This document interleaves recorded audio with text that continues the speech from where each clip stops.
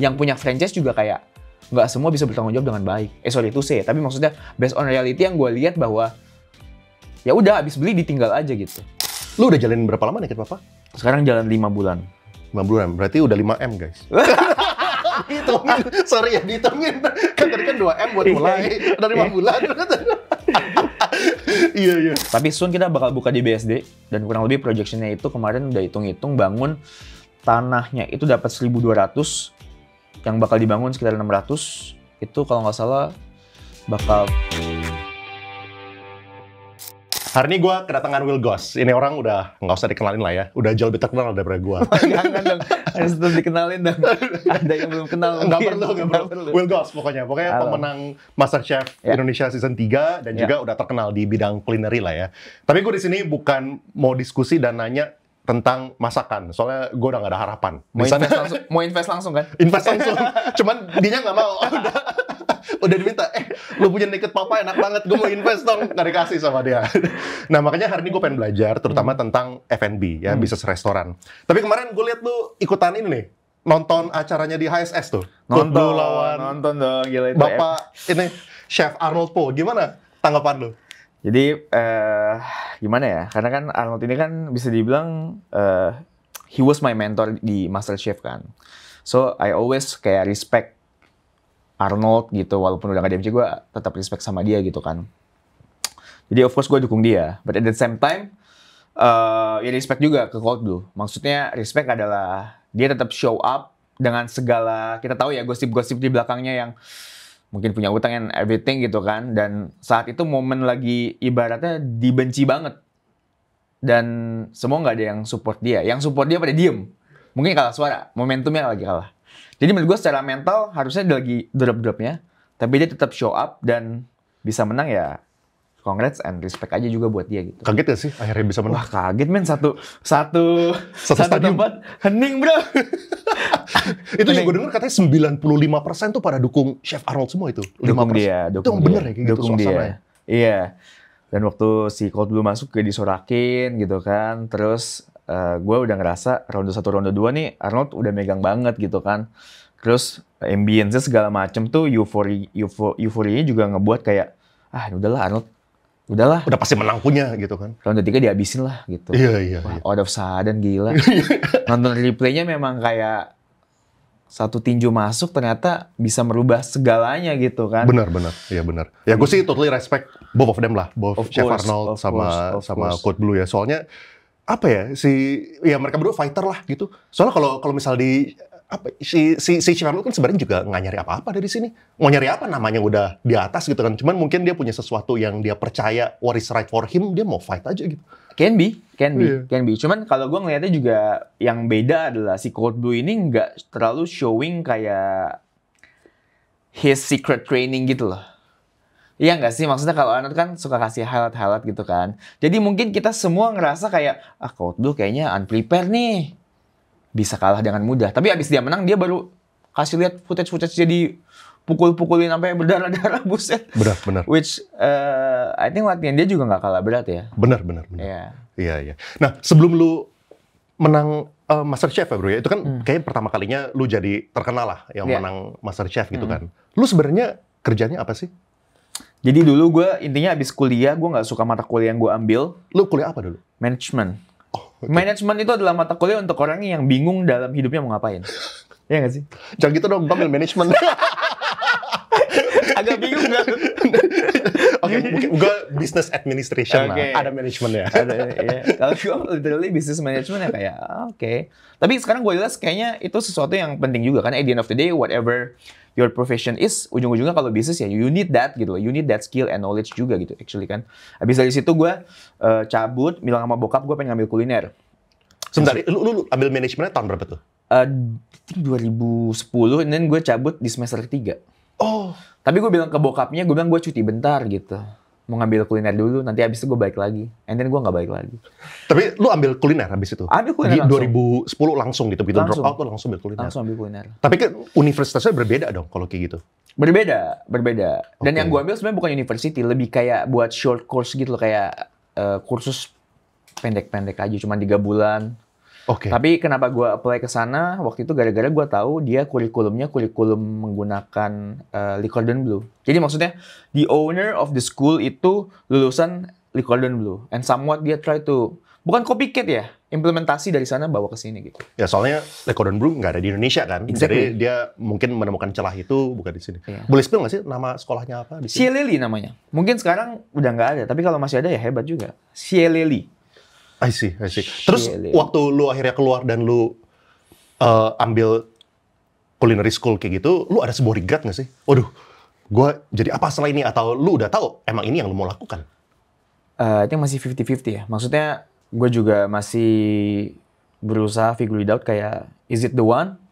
Tapi kan maksudnya kita nggak pernah tahu ya. Cuman begitu gue jalanin 3 bulan dan gue coba kerja, kayaknya ya gue sesuka itu gitu sama masak gitu. Jadi gue lanjutin, abis itu gue kerja di restoran Italia waktu itu. Kalau tahu Sopra dulu di Pacific Place, udah tutup sih sayangnya. 3 bulan kerja. And then abis itu gue bosen tuh, gue cepet bosen orangnya. Abis itu gue ngambil ke jadi supervisor di The Good Step, di retail. Nyobain. Retail? Jadi baju. Karena at that time gue lagi suka sama denim and everything gitu. Jadi gue mencoba untuk tap in ke sana, pengen tahu aja dunia retail tuh kayak apa gitu. Setelah 2 bulan kerja situ ada MasterChef tuh, baru gue sign up MasterChef gitu. Terus reaksi bokap lu gimana pertama kali lu cabut dan lu ambil culinary school gitu? Kayaknya dia juga maksudnya udah prepare kalau nih anak gagal, dia udah siapin maksudnya lu terusin usaha gue deh gitu. Itu yang gue tangkap ya, vibe-nya gitu. Orang tua lu ini businessman gitu? Bisnis, pedagang. Punya usaha apa? Pabrik aluminium. Oh, nggak ada kaitannya sama Masak nggak ada. masak. Dan lu nggak ada ketertarikan suatu saat gue pengen ngebantuin orang tua di aluminium? Enggak, karena mungkin kalau sekarang udah ada ketertarikannya ya. Kalau dulu enggak, karena gue sebagai cowok ngerasa kalau setiap gue argumen sama bokap, gue nggak pernah didengar. Jadi mungkin gue ada ego di sana yang somewhat kayaknya gue nggak bisa kerja sama lu deh gitu. Masa komunikasi kita jelek banget gitu loh. Dan kayaknya bisnis lu berantakan banget, very konvensional gitu zaman dulu gitu kan, kayak nggak rapi secara pembukuan, secara flow, produksi, sistem and everything tuh kayak toko banget gitu, kotor gitu maksudnya. Jadi gue nggak gitu suka. Menarik, soalnya banyak orang kan on the flip side ya, orang yang bokap sama nyokapnya itu mempunyai sebuah usaha, itu kan menjadi sebuah kelanjutan yang gampang buat mereka, ya kan? Ya mereka nggak usah ngapa-ngapain, tiba-tiba begitu lulus langsung jadi direktur gitu kan. Itu kan bisa menjadi the easy way out gitu kan. Tapi lu memilih untuk memulai sesuatu yang banyak uncertainty-nya gitu. Iya. Karena gue ngeliat usaha bokap gue ini nggak keren sama sekali satu.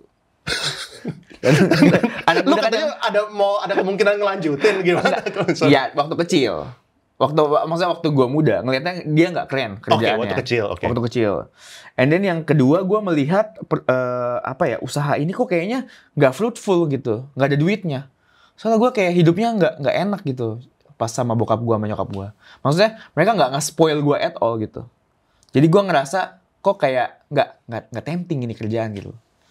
Gitu. Ternyata lumayan. Ternyata duit banyak. Iya. Cuma mereka nggak mau spoil lu aja gitu. Exactly gitu. Sekarang gue tahu maksudnya savings dia tuh ternyata mereka tuh memang tipe warrior, pejuang banget yang penting save up banyak banget buat anaknya gitu kan. Buat pas udah gede atau udah nikah atau mau usaha nanti gitu maksudnya. Dia tipe yang seperti itu gitu. Dan ya gue sekarang sih di posisi yang grateful ya. Tahu akan hal itu maksudnya wah ternyata gila bokap gue maksudnya sacrifice a lot for his kids gitu kan. Tapi gue nggak kebayang sih seorang Will Goss jadinya jualan aluminium sih, nggak kebayang.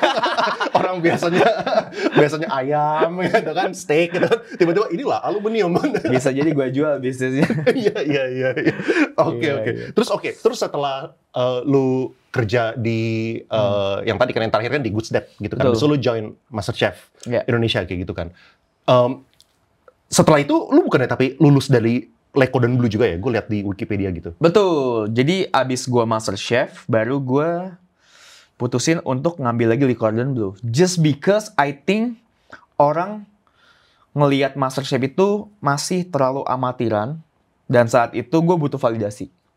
Kalau sekarang, I don't give a shit. Ya cuma maksudnya, kalau gue ngelihat gue yang zaman dulu, gue tuh panas kalau dibilang, MasterChef nggak bisa masak. Panas banget rasanya gitu. Maksudnya, kayak ada something yang I need to prove to myself, to them gitu, bahwa kayak Enggak loh gitu, maksudnya gue MasterChef di sini serius dan kayak lu jangan bilang begitu karena lu sendiri nggak ikut di MasterChef gitu. And then how did you know kalau MasterChef itu bullshit gitu? Gue selalu bilang sama orang kayak kalau dia nanya, Gus MasterChef tuh beneran nggak sih? Gue sampai capek jawabnya. Gue bakal bilang simply just kayak lu mendingan ikut dulu kompetisinya. And then setelah lu keluar menang gak menang baru kita ngobrol. Kalau nggak kita nggak akan nyambung. Kita beda frekuensi. Pemahaman gue, pemahaman lo dengan gosip yang berada di luar itu berbeda gitu. Dan sulit. Emang yang ikut jumlah peserta di setiap season tuh kira-kira berapa orang sih? I think almost 30 ya. Tiap season beda-beda 2-3 orang. 30 kan yang masuk ke TV-nya. Tapi kan Betul. sebelum itu kan ada lagi kan applicants. Betul. Kan? Zaman dulu I think itu around belasan ribu ya. Belasan ribu pilih satu berarti? Iya, belasan ribu itu maksudnya dari yang daftar online, datang ke RCTI, audisi offline dulu, and then baru masuk ke TV itu filternya dari belasan ribu. Tapi semakin kesini mereka juga udah punya ibaratnya mungkin special talent gitu. Maksudnya dalam artian bukan talent yang cari RCTI, tapi mereka yang cari gitu. Lu mau gak join MasterChef gitu. Dia melihat potensi, nggak cuma dari skill masak, mungkin karakter. Nggak bisa dipungkiri, it's a TV gitu. Butuh karakter gitu. Lo kalau bilang MasterChef ya udah masak aja nggak usah pakai drama. Men, lo kalau cuma nonton masak dong, lo lihat aja tutorial YouTube gitu. Lo nggak mungkin keep watching MasterChef gitu. Karena memang ada butuh story-nya. Whatever it is, mau drama nggak drama. Tapi kan portional antara drama dan masaknya itu we can say kayak equally, or bahkan tetap masak lebih banyak gitu. Dan dramanya juga drama yang relate dengan makanannya. Jadi konteksnya masih tetap satu sebenarnya gitu. Oke, nah gini bro, kan banyak orang itu yang mau follow the passion gitu kan. Kemarin gue sempat lihat ada orang yang drop out gara-gara mau trading crypto gitu kan. Contoh gitu kan. Oke. Nah, kalau misalnya lu, kan mungkin gue nggak tahu apakah kalau misalnya sekarang kita ngeliat it was the right call lah. It was the right call. Lu mungkin drop out, lu ngambil management. Soalnya kan lu adalah sebuah success story gitu kan. Nah tapi menurut lu apakah semua orang itu lu rekomendasikan untuk mengikuti apa yang lu lakukan, atau lu justru regret, mendingan jangan deh, mendingan lu ambil manajemennya selesain dulu, baru lu ambil yang lain gitu? Iya, mungkin kalau dari POV gue susah untuk nge-compare dua hal tersebut, karena yang di story gue lebih ke arah yang untungnya berhasil gitu kan, I can say begitu ya gitu kan. Tapi gue selalu bilang ke orang yang emang mau keluar adalah lu mesti bikin komitmen sama diri lu sendiri gitu. Kayak komitmen yang lu sendiri respect the commitment gitu. Maksudnya ketika lu keluar dari apa yang udah lakuin sekarang and then you move to the next thing, kayak ini lu udah harus tahu exit plan-nya lagi kalau ini gagal gitu. Kalau ini gagal, backup plan-nya ngapain gitu. Jangan sampai lu udah cabut dari A, lu ke B gagal, malah mental lu makin down gitu. Jadi walaupun lu udah dari A, lu keluar karena B adalah your exit plan, belum tentu ini berhasil juga gitu. Tapi kalaupun ini berhasil, which is good for you, kalau enggak ya lu udah harus ada backup plan-nya lagi menurut gua. Whatever it is, ya you figure it out. Karena lu yang berani keluar gitu. Kapan lu tahu bahwa lu nih pengen jadi chef? Atau di industri kuliner lah? I think setelah gua nonton film Bambino. Oke, film apa itu? Gua nggak tahu. Jadi itu film, ada komiknya juga, komik kayak manga gitu ya. Jadi seorang anak muda yang bekerja di kedai pasta di satu distrik yang kecil kayak suburb di Jepang, and then di-push sama head chef-nya buat ke kota, karena di kota lu bisa belajar banyak. And then dia tetap kayak sombong dan segala macam. Terus ujung-ujungnya ada drama dan segala macam. Tapi yang gue suka adalah restoran scene-nya itu real banget ternyata. Setelah gue masuk sendiri. Jadi kenapa gue ngambil kerjaan pertama gue itu di restoran Italia? Karena terinspirasi juga dari role-nya si Bambino ini. Dia di section pasta, restoran Italia, dan gue persis mengambil itu juga. Jadi inspirasi dari mana berarti? Menarik. Dari kenapa? Film. Inspirasinya dari film. Inspirasinya purely dari film gitu. Ini umur berapa ini? Umur SMP, SMA, atau kelas SMP, SMA gitu kan? Gue nontonnya SMA filmnya. And then pas kuliah nonton lagi. Bukan pas kuliah. Pas kuliah nonton lagi. Tapi lu punya bibit-bibitnya. Maksudnya di rumah lu suka masakin buat keluarga lah, atau diri lu sendiri, atau kayak gimana? Suka lihat nyokap masak, suka pengen bantuin nyokap ngaduk-ngaduk gitu. Tapi nggak pernah yang actively cooking everyday gitu, nggak juga sih. Oke. Nah terus waktu lu akhirnya join MasterChef ya, apa yang bikin lu kepengen dan apa yang saat itu kan lu mungkin belum tahu kan kalau misal lu menang emang lu bisa apa sih gitu. Emang apa ya harapan lu kalau misalnya lu menang? Karena gue habis ngambil di culinary school yang sebentar ini, dan gue ngerasa kayak compare to the others saat gue di culinary school ini, gue ngerasa skill gue bagus gitu. Dan gue kayak cepet nge-absorb all the knowledge dari si chefnya atau gurunya gitu. And then kayak I was thinking kayak I want to challenge myself, kayak gimana caranya gue bisa survive di kompetisi ini gitu. Dan juga hadiahnya mungkin yang bikin gue tergiur. Jujur bukan fame-nya. Emang Karena hadiahnya apa sih? hadiahnya tuh waktu itu satu mobil 150 juta sama kitchen set. Which is kayak buat gua di umur 22 that's fucking huge ya. Maksudnya kan kalau ngelihat ATM gua saat itu kayak cuma 1 digit, ini jadi 3 digit kan kayak langsung ngerasa rich gitu loh. Menariknya, padahal kalau misalnya orang tua lu disuruh beli, lu bisa loh. Padahal ya. Orang tua gua disuruh beli. Iya kan, soalnya kan punya bisnis pabrik aluminium. Kalau misalnya lu minta sama orang tua, mungkin lu sebenarnya bisa gitu. Cuma mungkin gara-gara dia nggak ngasih, lu jadi punya fighting spiritnya. That's true. That's true. Jadi bokap gue sama nyokap gue bukan tipe yang kayak gue minta 10 juta dikasih, enggak. Harus ada reason for what. Dan kenapa lu butuh itu. Dan emang sebutuh itu. Dan emang harus sekarang kan jadi lapisan approval-nya tuh panjang gitu. Oh, ada birokrasinya ya. Harus ada DPR-nya dulu. Iya. Kalau misalkan gue bisa earn that much, ya hopefully gue bisa spend semau gue kan. Gitu. Walaupun itu tetap pasti diomelin aja gitu. Ngapain sih boros-boros gitu. Terus apakah lu lihat setelah lu ngikutin MasterChef dan lu menang, itu adalah titik perubahan kehidupan lu? Of course. Itu salah satu titik perubahan gue yang cukup besar ya. Karena gue nggak tahu impact dari fame-nya segitu besar. Tapi at that time gue nggak gitu, to be honest nggak gitu maximize the fame gitu. Maksudnya nggak utilize to the max. Kenapa? Maksudnya kayak contohnya kayak apa? Karena mungkin gue tipe yang sebenarnya introvert dan gue nggak gitu suka depan kamera. Nggak gitu nyaman. Gitu. Maksudnya dengan segala tawaran untuk stay relevan di entertainment saat itu, gue ngerasa that's not me at all gitu. Tapi beda dengan sosmed. Kalau sosmed lu, you can be kayak be real you gitu loh. You can be whoever you want gitu maksudnya kan. Kalau di TV tuh banyak, maksudnya gini.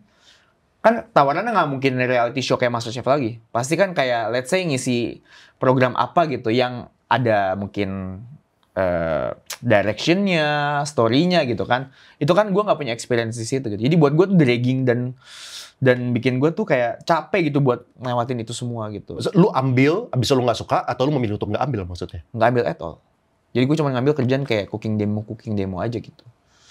Karena tawarannya itu, programnya itu bener-bener kayak dramanya ya nggak make sense aja buat gue gitu. Dan capek gitu buat acting gitu.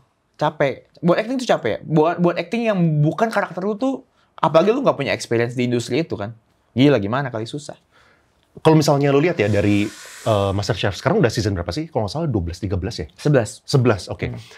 Apakah lu lihat setiap kemenangan itu merubah kehidupan pemenangnya itu? Atau ada orang yang bisa utilize, ada orang yang enggak gitu? Sedikit banyak pasti ada perubahan dalam hidup dia. Itu udah pasti. Apalagi zaman sekarang, dengan lo keluar dari sebuah reality show, mereka akan dapat yang namanya aset digital ya. Followers, engagement, impression gitu kan.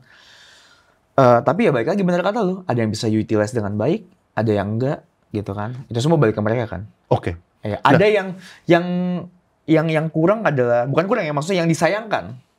Some of them kayak terlalu terlena dengan momen di mana mereka abis ikut acara ini, dan mereka nggak langsung siap siaga untuk langsung gue mau ngelakuin A, B, C, D, E gitu. Tapi mereka di fase masih kayak apa sih namanya kalau lo baru jadi bintang tuh? Star syndrome. Star syndrome bro. Agak begitu ya. Dan I've been there dan that juga gitu. Makanya gue ngerasa kayak gue nggak kemana-mana saat itu. Kalau misalnya orang-orang yang udah menang MasterChef ya, apakah mereka tuh otomatis harusnya sukses kalau misalnya mereka buka restoran? Enggak juga. I can say enggak juga. Karena bikin restoran itu ternyata jadi chef pun nggak cukup. Apalagi lu baru keluar dari MasterChef. Kayak it's different thing gitu loh. Maksudnya ketika lu bikin restoran kayak there's so many thing yang mesti lu pikirin banget. Apalagi di era yang sangat kompetitif kayak sekarang. Dan kalau sekadar buat mungkin gampang. Tapi untuk lu pikirin ngebuat sebuah bisnis F&B dan lu pengen make sure ini bisa sustain, lu mesti mikirnya lebih panjang, lebih lebar, dan lebih dalam. Nggak bisa cuman kulit doang gitu. Kalau kulit, I can share for sure nggak akan jalan gitu. Jadi kesalahan kebanyakan orang yang mungkin udah jago masak, tapi bisnisnya itu gagal, itu apa? Apakah gara-gara berarti kan kalau gue asumsi lah, kalau gitu kan makanannya udah pasti enak lah kalau kayak gitu. Enak. Tapi kalau itu kesalahannya di apa? Apakah inventory kah, manajemen kalau kayak gitu? Bisa dua, management and marketing. Ya. Yeah. You can make a good product. Marketing mereka udah punya nama, harusnya relatively lebih gampang kan? Betul. Tapi kan gini, at the end of the day, makanan itu kan is all about the product. Whatever the gimmick and packaging yang bakal lo create untuk orang bisa membeli ini, at the end of the day yang akan membuat dia balik adalah the product itself. Mungkin kalau kita ngomongin restoran sama service deh, sama ambience deh. Tapi core value-nya apa? Tetap produk menurut gua. Let's say 100% nih, orang mau balik ke sebuah tempat, 50% tuh makanan, 25% service, 25% itu tempatnya. Ya kan? Kalau misalkan dari aspek ini kayak let's say setengahnya aja kurang ya, I think orang nggak mau balik sih gitu.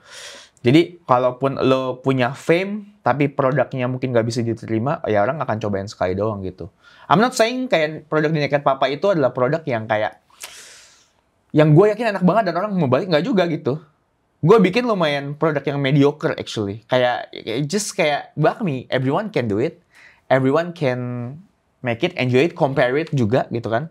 Tapi what I'm trying to do here adalah gue nggak akan ngebuat sampai nilainya kayak harus 9 atau 10, nggak perlu gitu. Cukup 8 aja. But I make sure every aspeknya itu proper aja gitu. Supaya orang mau balik lagi gitu. Dan nggak perlu bikin sesuatu buat gue sendiri yang sampai fenomenal banget. Karena gue pengen bisnis ini bisa running tanpa gue. Gue nggak perlu ada tiap hari di dapur buat masak gitu. Capek menurut gue. Iya. Ini kalau misalnya teman-teman belum pernah coba, itu recommend tuh. Naked Papa. Iya. Mantap. Tapi cuman kalau bisa jangan weekend perginya. Capek ngantrinya. Sekarang untungnya udah nggak begitu ngantri. Oh, udah nggak begitu ngantri. Iya. Kalau weekend tetap. Iya. Kalau misalnya weekday, ya gue pergi sih weekday kemarin. Jadi not too bad. Nah, waktu lu ngebuka Naked Papa ini udah restoran keberapa lo? Ini pertama. Restoran offline pertama. Kalau sebelumnya gue cuman pernah bikin, ada satu, tapi lebih rice bowl base. Namanya Sunny Fat Day. Itu berangkat dari waktu gue baru nikah sama bini gue. Dan gue kepikiran, bikin apa ya? Maksudnya perlu bisnis sih satu. Selain gue mencoba untuk kayak thriving on sosmed juga. Dan kepikiran rice bowl saat itu. Jadi cuman jual di Gojek doang actually gitu. Tapi kalau misalkan Naked Papa ini kan langsung emang kita lebih pengen sedikit lebih besar. Tapi awalnya jujur nggak pengen seserius ini bro. Jadi ini project yang kayak cuman buat playground gue dan partner-partner gue sekarang. But turn out it's very fruitful. Thank God, jadi kita coba untuk seriusin deh gitu. Nah ini, pengen nanya juga deh. Ide lu buat ngebuka Naked Papa akhirnya apa gitu? Maksudnya lu kan dari sosmed, income juga pasti udah very strong. Kan? Endorsement juga udah very strong gitu kan. Kayak, kenapa lu merasa lu pengen ngebuka restoran ini dan pertimbangannya apa dari segi komersilnya? Gue yakin setiap content creator yang, maksudnya sebagai full time content creator ya, maksudnya ingin membuka satu revenue stream lainnya gitu kan, which yang relate dengan profesi dia gitu. Setuju, bro. Apapun yang dilakukan gitu kan. Kayak lu mungkin, I don't know, kedepannya bikin kelas or whatever gitu kan. Ya sama kalau gue, karena gue di F&B, jadi gue kedepannya pengen punya bisnis yang relate dengan gue, which is F&B juga gitu. Cuman yang ini kan menurut gue adalah project buat gue pemanasan balik ke industri lagi gitu. Karena udah lama nggak di industri bro. Jadi mencoba untuk relevan kembali dari lo yang tadinya udah lama cuma di sosmed, sekarang level industrinya di sini nih. Lo kalau mau langsung hajar di sini, investment waktu, energi dan duitnya itu terlalu tinggi. Jadi lo main di sini dulu. Untuk melihat gitu, apakah market bisa menerima lo kembali gitu. Sebelum lo mulai ya, lo punya prediksi nggak sih? Atau lu awal-awal tuh lu udah sangat-sangat pede nggak? Oh ini mah udah pasti sukses punya gitu. Gua udah tahu makanannya bagus, ambience-nya, lu udah tahu formulanya, ini pasti sukses punya lah. Atau lu tuh saat itu waktu pertama kali buka, lu ada doubt? Ada keraguan, jujur. Keraguannya apa? Keraguannya adalah karena makanan yang gue buat lumayan mediocre, satu. Kedua, bakmi bro, semua punya preference masing-masing. Semua akan nge-compare, semua akan nge-judge gitu. Tapi gue selalu percaya bahwa apa yang buat gue enak belum tentu buat orang enak. Apa yang buat si A bilang nggak enak belum tentu B juga bilang nggak enak. Jadi gue nggak akan ada rasa kayak apa ya? Rasa kayak sakit hati atau bikin gue overthinking banget kalau misalkan ada orang bad comment and everything gitu. Karena menurut gue nggak ada satu produk pun yang orang bisa terima 100% gitu. Nah saat lu ngebuka kayak gitu ya, perhitungannya kayak gimana sih? Ekspektasinya itu lu bakal BEP dalam 4 tahun kah? 5 tahun kah? Ini kita ngomongin projection. Iya, projection ya. Jadi projection itu waktu itu gue udah buat sama partner gue itu paling cepet actually itu 8 bulan. Normalnya kita 12, terus yang pesimisnya kita 16 atau 18 bulan gitu. Enak banget. Bisa ya bikin projection F&B kayak gitu ya. Mau dong ikut dong. Itu IRR-nya 80% on the worst case. Bisa above 100% on the worst case itu. Iya. But apakah itu normalnya untuk F&B? Iya. Normalnya. Harus 1 tahun balik modal. Harus 1 tahun. Karena trennya begitu cepat, bro. Apalagi kalau lu ngomongin kayak grup-grup F&B besar di Jakarta. Mereka I think lebih sadis lagi kali ya. Maksud cepet apa? Maksudnya dibikin tight 6 bulan minimal harus. Maksud cepetnya apa? Maksudnya cepet tuh trennya, konsepnya, terus behavior customer juga yang nggak ada yang loyal gitu. Semua pengen coba. Berarti maksudnya lu berarti ekspektasinya itu adalah restoran ini one day bakal tutup. Berarti misalnya kayak dalam mau tutup 2 tahun, 3 tahun, makanya ya udah lu udah balik modal plus udah ada profitnya. Apakah maksudnya kayak gitu secara mentalitas kalau misalnya mau buka restoran? Ada yang mentalitasnya seperti itu, jujur. Kalau gua sekarang masih meraba-raba, bro. Gini maksudnya, kenapa namanya Naked Papa? Karena gue yakin gue nggak mau specifically jualan bakmi seterusnya gitu. But hopefully apapun konsep yang akan keluar dari Naked Papa ini berasal dari si Naked Papa Group gitu. Whatever kita mau trademark Nakednya atau trademark Papanya gitu. Tapi kita akan bikin konsep-konsep lain sebenarnya gitu. Jadi kalaupun si satu venture-nya ini dying gitu kan, pasti kita udah ada backup plan sebelumnya dan udah terrealisasi. Karena itu mostly yang dilakukan oleh F&B Group di Indonesia gitu. Dia nggak akan maksudnya membiarkan grupnya ini mati gitu. Tapi ketika dia tahu dia udah mencium satu brand ini udah mulai turun dan akan let's say mulai minus, dia pasti udah bikin konsep baru dan udah langsung cari ininya substitute buat kalau ini kenapa-napa gitu. Oke, ini gue punya banyak pertanyaan ya. Kayak yang tadi lu bilang, kan sebagai business owner lu pasti tahu dong trennya kan. Apakah ini trennya udah downhill segala macam kan.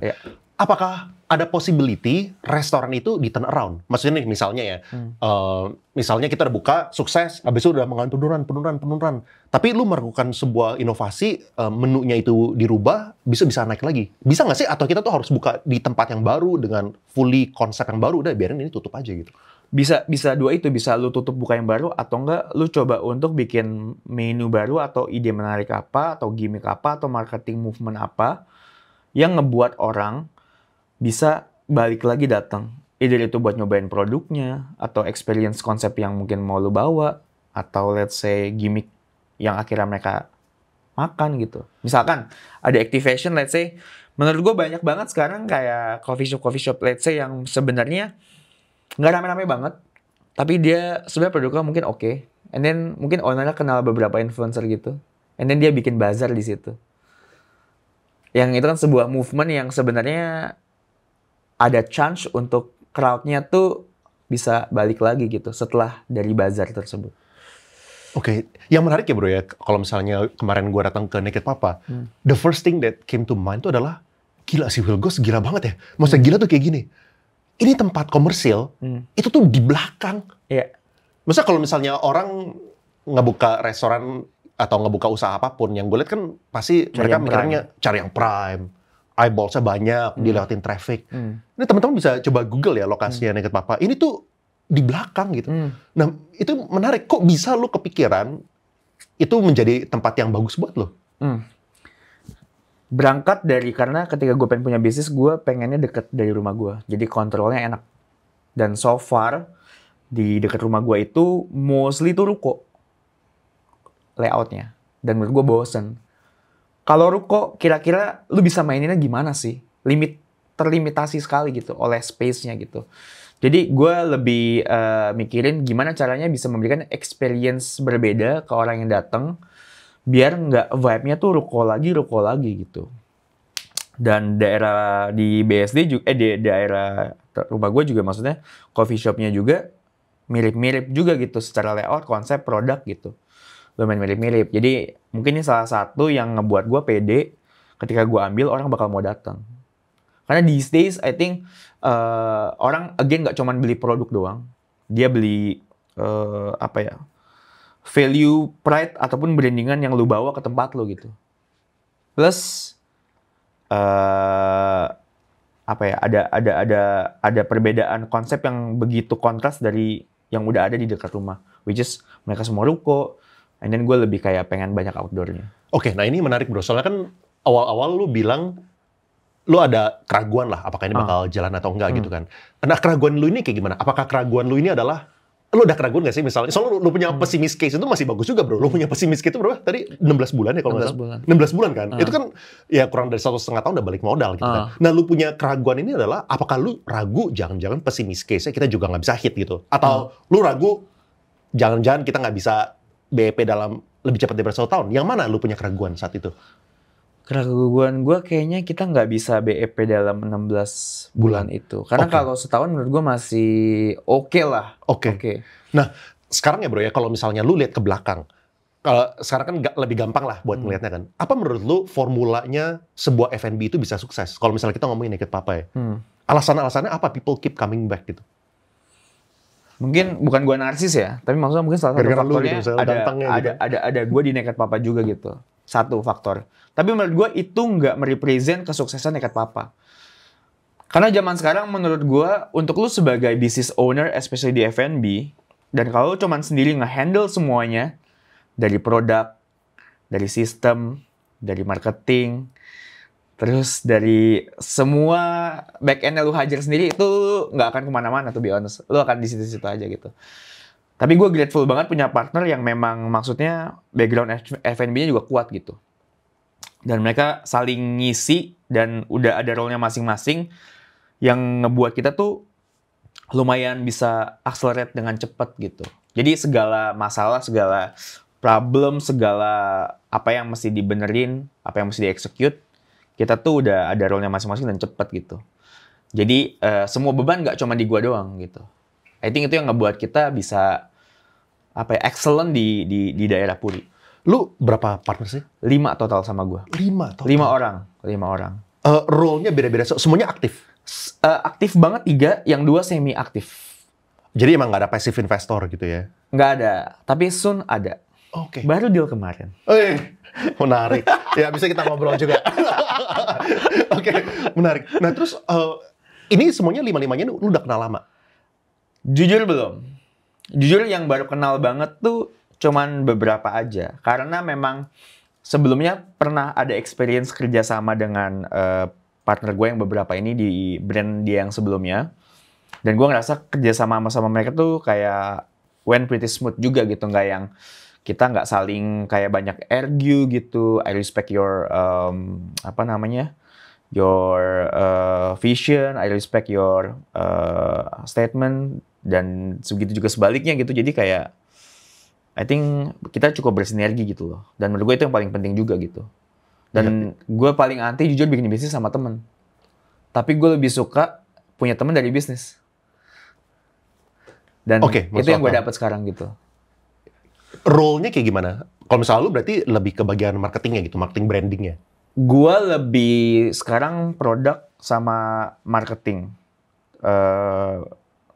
Yang satunya lagi namanya Brian itu, dia bantuin gue produk juga sama finance. Satu lagi Aaron itu dia bagian back end-nya. Si Matthew, si Have You Met Sam, itu juga bantu ideas buat marketing juga. Terus satu lagi Rizky, dia yang bantuin produce untuk cheesecake-nya satu. Kedua, dia juga bantuin untuk produk coffee. Jadi menurut lu yang bikin sukses itu gara-gara partner ini saling memenuhi perannya masing-masing dan pada bisa jalanin gitu maksudnya? Betul, dan kita nggak kebanyakan kayak satu case atau isu dilempar ke grup gitu. Kayak kelamaan gitu. If we know that something we can fix it straight away, hajar langsung gitu. Oke, ini kayak gimana? Apakah semua orang ini berarti ada under payroll atau semuanya nggak dibayar, ya udah nanti pembagiannya sesuai dengan shares-nya aja. Yang dapat payroll itu yang aktif, obviously, tapi juga nggak banyak bro. Cuman sekedar biar kayak yang aktif nggak ngerasa kayak gue udah kerja lu enggak gitu. Kayak just apa ya, formalitas saja kali ya. Iya. I could say gitu. Karena yang tadi gue bilang, yang ada yang semi aktif gitu, bukan berarti mereka nggak aktif, aktif juga, cuman nggak yang kayak day to day jobnya mereka nggak mau pusingin gitu. Definisi aktifnya berarti full time di situ gitu. Nggak full time juga. Nggak full time juga. Menurut lu bisa ya menjalankan sebuah F&B tanpa ada full timer? Berarti kan dari 5-5-nya nggak ada yang benar-benar full di situ kan? Iya, nggak ada. Nah makanya itu, lu butuh structure yang bagus banget tuh. Dan gue ngerasa gue nggak akan dapat structure yang bagus itu kalau gue sendiri, nggak mungkin. Tapi dengan kita berlima, jadi under us itu ada lagi leadernya nih. Dimana leadernya ini masing-masing akan bertanggung jawab untuk departemen yang berbeda. Kitchen, server, back office, sama satu lagi tuh ada di barnya, barista. Jadi masing-masing ada leadersnya. Ada apa-apa kita mereka report ke kita. Dan kita juga ada apa-apa, ada perubahan, adjustment, kita bilang ke mereka. Mereka yang sebarin ke bawah. Lu boleh spill nggak sih kayak kira-kira buat ya I don't know how open you are, tapi untuk ngebuka sebuah cabang seperti itu, sebuah restoran, itu budgetnya butuh berapa sih? Tergantung lu mau.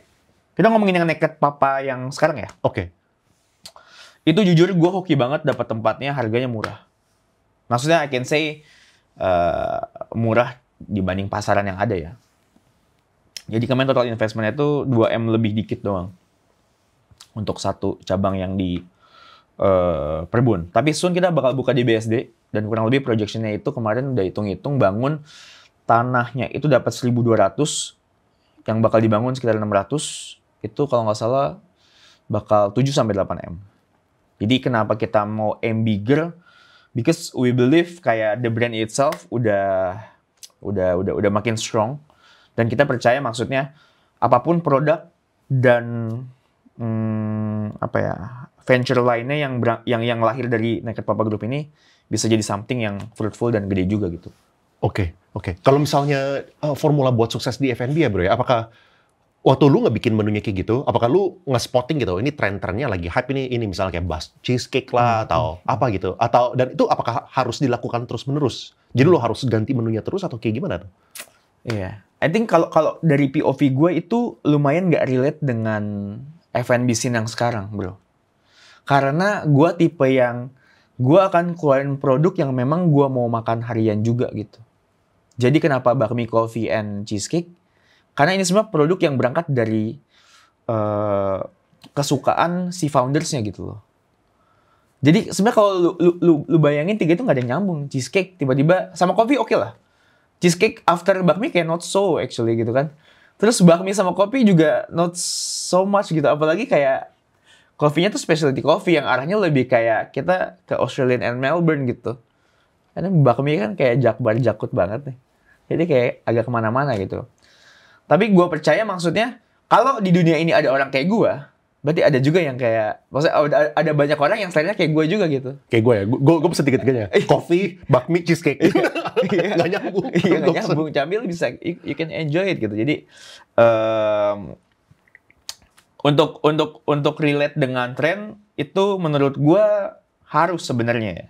Tapi balik lagi, capek nggak sih maksudnya kayak, lo ngikutin tren yang ada, lo buat. Ya memang, ya itu PR dan keharusan untuk lo bisa survive dan relevan di F&B emang seperti itu. Makanya gue bilang jawaban gue ini agak kurang ngebantu sebenarnya gitu. Karena gue sendiri nggak gitu percaya sama harus ngikutin tren banget gitu. Menurut lu ya bro ya, dari jumlah restoran yang buka, misalnya ada 100 restoran yang buka setiap bulan gitu misalnya, berapa persen sih yang bisa balik modal dan bisa hidup? Waduh, dari 100 restoran ya? Dari 100 restoran. I could say only 30 maybe. 70%-nya itu bakal tutup. I think bukan tutup. Mungkin buat balik modal atau untungnya mungkin lebih kayak capek dan lama. Kalau gue ngelihatnya ya. Nggak worth it lah sebenarnya kalau kayak gitu kan. Betul. Karena kan kita tahu ya maksudnya orang tuh ngelihat bisnis makanan itu kadang FOMO gitu buat ngejalaninnya. Makanya banyak banget orang mau franchise and everything kayak just because kayak dia kan nggak mau pusing konsep makanannya, produknya apa, gimana cara lu jual segala macam, ya udah gue beli sistemnya aja franchise gitu. But turn out kayak yang punya franchise juga kayak nggak semua bisa bertanggung jawab dengan baik. Sorry to say, tapi maksudnya based on reality yang gue lihat bahwa ya udah habis beli ditinggal aja gitu. Tapi nggak semua, I say nggak semua gitu. Ada beberapa yang bagus banget juga gitu. Cuman kan sejak eranya franchise nih, semua orang yang bikin satu konsep, and then langsung bikin sistemnya buat dijual. Cuman dari 100 cabang yang make it berapa gitu. Menarik juga ya. Sebenarnya apa yang lo bilang itu nggak jauh dari gue punya hipotesa gitu. Bahwa 70%. Gue tadinya expect-nya 80% yang tutup gitu kan. Gue pengen ngomong 80 tapi nggak enak. Oh, tapi menurut lo emang lebih ke arah 80%? Iya. Iya, sebenarnya kalau misalnya kayak gitu ya, itu menarik. Sebenarnya investasi di F&B bisa sama aja kayak investasi di altcoin kalau kayak gitu. Aduh, gue tahu yang kosongnya banyak. Iya. Tapi kalau misalnya sukses, super sukses gitu. Yang take off ya, BP 12 bulan bro, enak banget gitu. Bisa apa ya misalnya BP 12 bulan? Iya. Apalagi kalau misalnya lu mungkin you beat the projection kali ya, bayangan gue. Tebak berapa bulan? 2 months. Gue juga kaget. 2 months. Makanya beli mobil baru ya? Ada mobil baru. 2 bulan. Gue kaget dan super grateful 2 bulan bisa BP. Tapi dari situ gue selalu bilang sama partner gue gitu, maksudnya jangan lengah gitu. Karena F&B is a very fast moving trend gitu loh. Kayak, kalau produknya nggak lu perbarui, at least ada something yang lu lakuin. Activationnya apa gitu. Lu udah jalanin berapa lama nih Papa? Sekarang jalan 5 bulan. 5 bulan, berarti udah 5M guys. Dihitungin, sorry ya, dihitungin. Kan tadi kan 2M buat mulai, udah 5 bulan. Iya. Wah mantap bro. Mau dong, juga dong. Oke. Nah kalau misalnya lihat ya bro ya, dari yang 80% yang gagal ini, kesalahan mereka itu di mana? Kesalahan mereka menurut gue adalah satu, mereka menganggap F&B business itu adalah something yang easy dan bisa autopilot. F&B business nggak bisa autopilot. Menurut gue, maksudnya sepengennya gue bikin itu autopilot nggak mungkin gitu, karena at the end of the day masih report ke paling atas. Unless lu ada orang which leaders yang lu tunjuk itu bisa lu delegasin 100%, dan lu yakin dia bisa solve it without you gitu, mungkin tuh bisa gitu kan, dan pasti ada gitu. Cuman gue hanya melihat bahwa gini, sesimpel case gini, misalkan hari ini let's say kompor tiba-tiba mati, besoknya gas habis, tiba-tiba ada bahan yang nggak datang, tiba-tiba ada karyawan yang sakit. Itu semua kan perlu your approval atau lu untuk fix the problem gitu kan. Nah bayangin kalau lu nggak into di F&B, so lu nggak di situ, tiap hari lu ada report kayak gitu kan, lu enek. Lama-lama lu cuekin, lu diemin, and then the business kayak slowly going down gitu loh. Karena satu nggak dibenerin pasti akan mempengaruhi either di flow pembuatan makanannya, quality-nya, gitu kan. Dan ketika quality-nya turun segala macem, ya udah, impresi orang juga akan turun kan. And then everything just kayak snowball gitu. Iya, turun semua gitu. Itu salah satunya menurut gua. Iya, jadi mungkin mereka menganggap ini sebagai side project gitu. Betul. Kan. Invest saja, let it run, bisa BP setahun gitu. Betul. Berarti unless lu memang invest ke brand yang secara manajemennya tuh bagus banget dan dia bertanggung jawab ketika lu franchise ke mereka gitu. Oke.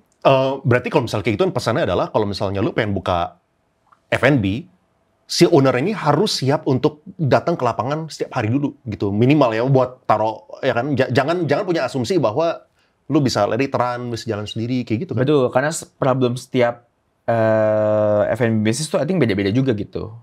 Dan juga apalagi kalau lu again tadi nggak punya partners dan nggak ada leaders yang kerja di bawah lu benar-benar single fighter ngurus semuanya. Tapi ada nggak yang single fighter berhasil? Banyak juga menurut gua. Ada. Dan dia berujung hire beberapa of course orang untuk kerja di bawah dia untuk ngelakuin atau dia delegasin semua day to day jobnya ke si leaders ini juga ada dan berhasil banyak juga gitu. Oke. Terus kalau misalnya kita ngomongin sebuah cost structure F&B ya bro ya, COGS yang sehat itu berapa sih? HPP ya bahasa Indonesianya ya. Iya. Kalau kita ngomongin, kita bagi dua ya, yang online sama yang offline. Oh beda? Beda menurut gua, beda. Kalau yang online ini biasa produknya lebih terfokus gitu. Dalam artian, terus nggak ada embel-embel kayak X atau variable cost lainnya tuh lumayan minim. Karena cuma bayar packaging, produk, SDM, tok. Ya kan? Lebih mudah. Dan intinya rata-rata kita bisa ngomong 30-40% realistisnya ya. Tapi kalau misalkan yang offline itu kadang variable cost-nya juga suka banyak. Service AC lah, terus furniture yang patah lah, piring jatuh apa gitu kan. Ya itu kan semua kan cost yang mesti lu bayar, lu cover kan. Untuk food cost intinya 30-40 ya kan. Tapi kalau bisa kalau yang offline ini under 40 kalau bisa. Karena ada beberapa variabel tadi yang harus lo untuk cover. Nah, kalau misalnya yang online ini menarik bro. Soalnya kan kira-kira setahun 2 tahun yang lalu lah ya, atau enggak mungkin lebih 2 tahun 4 tahun yang lalu lah. Yang lagi heboh kan tentang cloud kitchen kan. Sepemahaman gua cloud kitchen itu adalah sebuah konsep di mana si restoran ini nih udah nggak usah sewa mahal-mahal lagi, ya kan? Lu bisa aja bisa ada vendor yang udah sewa gede, misalnya di basement sebuah office building yang nggak dipakai, habis itu mereka cincang-cincang jadi kecil-kecil, jadi dari segi harga sewanya sangat-sangat murah kan. Soalnya ini kan lu cuman sewa kecil banget, bahkan di basement office lagi gitu misalnya, dan orang tinggal pakai delivery, ya kan? Secara logika itu kan sangat make sense gitu. Oke lah, daripada gue pesen misalnya di restoran yang buka itu di ruko, gue pakai Gojek atau Grab, ya pasti dia punya barang yang bukannya nih di cloud kitchen, jeli murah untuk harapannya kualitas yang sama gitu kan. Tapi gue lihat sekarang trennya kayak udah dying down. Kenapa konsep itu nggak jalan? Satu, karena itu sempat jalan during pandemic. Orang takut keluar, orang nggak mau dine in. Of course, online semua tinggi kan. We know lah. Online mau e-commerce, mau platform ojol, semua tinggi banget. Jadi makanan, delivery and everything, semua lagi tinggi-tinggi deh. Makanya adalah si cloud kitchen ini. Karena orang butuh berbisnis, investment kecil, terciptalah si cloud kitchen ini. Tapi pandemi turun, dia juga ikutan turun. Karena orang ingin dapat experience makan dine-in lagi. Orang udah bosen muak di rumah. Ditambah lagi ketika bisnis mereka mulai slowing down di si cloud kitchen, the owner of the place secara manajemen akan turun juga. Balik lagi, ketika manajemen turun, the quality, the product, the flow, and everything turun juga. Kalau itu turun, semuanya turun berbarengan gitu loh. Nggak termaintain dengan baik. Nah, Oke, itu menarik. Itu secara makro, gue setuju lah. Pasti kan jumlah pemesan yang dari Gojek Grab itu turun setelah pandeminya selesai gitu kan. Nah, tapi apakah marketnya itu masih ada bro? Kayak contoh, misalnya kayak gue lumayan sering pesan Grab Gojek gitu kan. Dan secara logika kan, ya kalau misalnya dari cloud kitchen pasti lebih murah dong untuk kualitas yang sama gitu. Tapi that idea tuh menurut lu, apakah mungkin kesempitan dari jumlah potential customer-nya atau kayak gimana gitu? Karena nggak semua customer kayak lu yang nggak musingin ongkir bro. Sekarang ongkirnya tuh kan mahal banget kalau compare kayak zaman dulu ya. Maksudnya kayak radius let's say kayak 2 kilos, paling lu bayar let's say small lah. Under 10.000 tuh di bawah 15.000. Sekarang udah 23.000 ditambah lagi ada service platform fee and everything itu. Jadi orang instead of dia beli online dengan ujung-ujungnya harga meal yang sama, ya dia mendingan dine in. Itu dari yang gue pandang gitu. Dan cake yang menurut gue lebih ngitung banget soal si delivery fee ini, itu tuh lebar banget. Dan apalagi sekarang kan mereka udah emang actively keluar kerja kan. Kalau dulu mungkin di rumah gitu, maksudnya emang capek juga keluar cuma buat beli makan, jadi online deh. Kalau sekarang kan kayak gue kerja turun ke bawah atau kemana cari sekitar gitu. Make sense. Kalau misalnya dari segi COGS tadi kan 30-40%. Kalau misalnya kita ngomongin net profit margin ya, yang F&B harus kejar tuh di angka berapa sih? Kalau gua ngelihatnya paling sehat itu harus di atas 15%. I think di bawah itu lu mesti at least punya beberapa titik sih. Kalau nggak, I think berat sih ya.